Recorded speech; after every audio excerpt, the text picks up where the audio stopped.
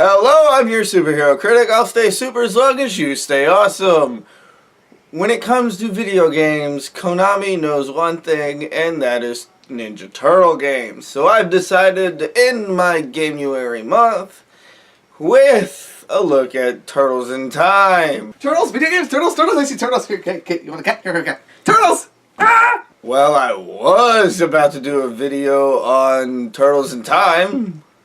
Oh boy, the best one they ever made! I'm gonna join you, you don't have a choice.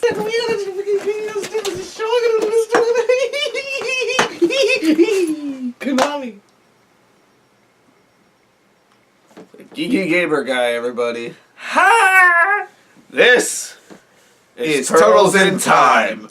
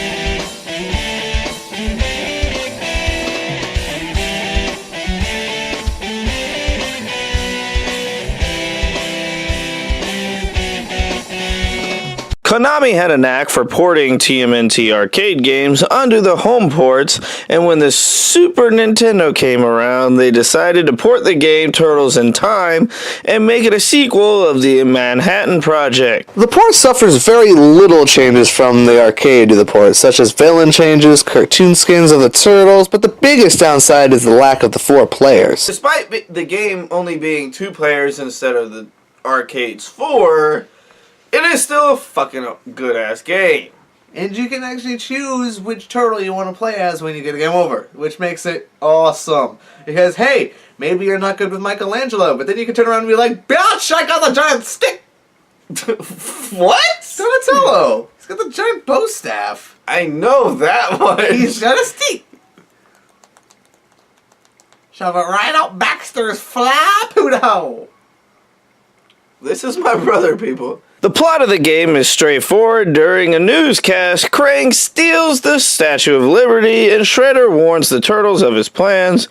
You then fight foot soldier after foot soldier as you beat up your way through the city and sewers, fighting off Baxter, Metalhead, and the Rat King. After surfing through the sewers, the Technodrome is the next stage where you take down Tonka and Rosa, and head to the elevator to take down the Shredder by throwing his foot soldiers at the screen, which is really weird. So, with all the throwing of the foot soldiers, I'm thinking maybe I could throw you to our viewers. Do it, and you die. From my tasty ass jams! After Shredder's final hit, he jumps onto the screen, warns the Turtles of evildoery, and our heroes are sucked into time, fighting their way through dinosaurs and Slash, cowboys and Leatherhead, and finally pirates with Bebop and Rocksteady. The Turtles then come to the best level of the entire freaking game, Neon Knight Riders, where the Turtles hover their way on little surfboard until Krang appears, and then they take him down. Once inside the Technodrome again, the Turtles make their way to face Krang again, who is now has the power to put our heroes inside of bubbles! as well as making the turtles into little babies. The final level and boss is Super Shredder, and he has 3 different attacks. A fire attack that he shoots on the floor, an ice beam he shoots in the air that'll freeze you solid, and finally a green ray that demutinizes you for a short time. Once the Shredder's taken down, the Statue of Liberty is returned and the game is won. As ending statements, This game was like the greatest thing in my childhood. Our childhood. It also happens to be the only Turtles game I've ever beaten. Turtles and the Manhattan Project. Yeah. Fuck that game. I've beaten it. The fucking NES Teenage Mutant Ninja Turtles, like 2 people on this planet have ever beaten. I've beaten it. Dude. I've beaten it. Save states don't count. I've beaten it without save states. Why do you not give me credit? Because you're lying your ass off. No, I'm not. Some of the most famous video gamers on the internet have not been able to even touch the damn... I have beaten the game. I chucked my controller at the TV, but I've beaten that game. My brother's a liar. Nope. Liar. Nope. You just went home. Nobody was home. Ever. Because it didn't happen. Anyway, Turtles in Time 4 is a really good game. It's a basic beat 'em up, and in the end, it's one of the best SNES games. But it's not And you like could quote me Mocha on that. Latte, Cappuccino, Frappuccino, basic, yoga pants. What? White bitch basic. What the fuck? You said it's a basic beat 'em up by saying it's not a basic bitch beat 'em up.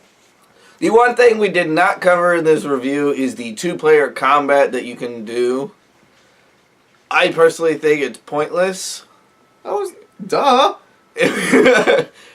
Doesn't mean we didn't get into fights over it. That's besides the point. Anyway, thank you for watching this review. And I have to end this with blow me. I'm your superhero critic. And I'm the GeekyGamerGuy. We'll stay super as long as you stay awesome. And I just had a conniption.